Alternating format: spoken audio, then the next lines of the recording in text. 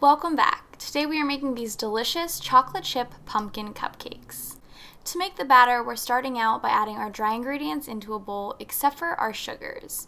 So we're adding our cake flour, a bit of salt, and our warm spices, which include cinnamon, nutmeg, and cloves.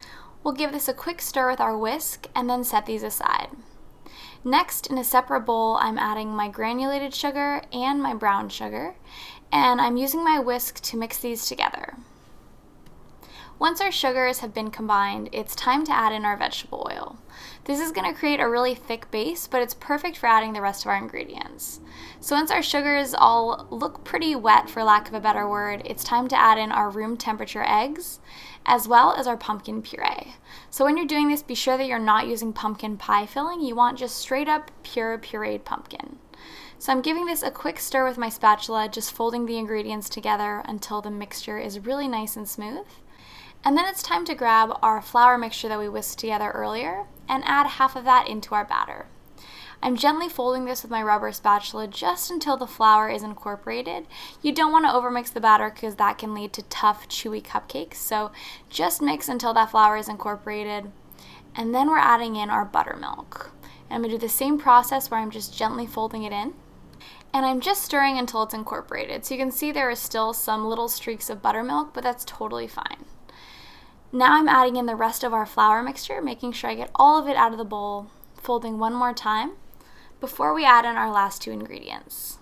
I like to add the vanilla extract at the end of the process just because I always feel like it's going to evaporate. So I add that in second to last, just with a few more stirs. And then our final ingredient is some bits of chocolate that I've chopped up. I dusted these in some flour just to help them stay suspended in the batter and not sink to the bottom of our cupcake liners as they bake. So once I felt like those were evenly distributed throughout my batter, it was time to get these into our cupcake tins. So one batch of batter makes about 18 cupcakes, and I used a cookie scoop to help me get my cupcake batter easily into my liners. I always recommend taking your time as you do this to make sure that you get the same amount of batter in each liner, and so that you don't make too big of a mess. Once I had filled all of my cupcake liners, I popped these into a 350-degree preheated oven for about 17 minutes. I let the cupcakes cool in their pans for about 5 minutes, and then I removed them and placed them on a wire rack to allow them to finish cooling. So you can see they look delicious. They're filled just perfectly where they baked right above that cupcake liner, but they don't have too big of a dome on top. Since we put chocolate in our cupcakes, I wanted to put some in our frosting as well. So I made this super smooth chocolate cream cheese frosting to add on top of our cupcakes. I'm using a large French tip to frost these. It's an Ateco 869. And I really love the way that it looks on top of these cupcakes. So if you don't have this frosting tip on hand, you can totally use whatever you do or your favorite frosting tip. But if you do have a French tip, I highly recommend using it. It just looks so elegant on these cupcakes. So I really took my time and made some generous swirls on top of each cupcake. And I loved the way at the top some of them kind of had that little tip that curled over, just like that. So pretty. I could have watched that all day.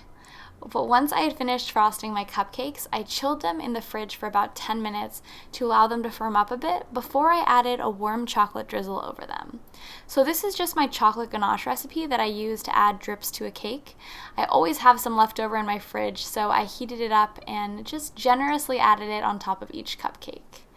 I then used some leftover bits of chocolate to sprinkle on top as my garnish. So if you want to recreate these cupcakes, the recipe is up on Chelsweets.com, and I highly recommend it. Thank you so much for watching. Hopefully, I'll see you guys again soon.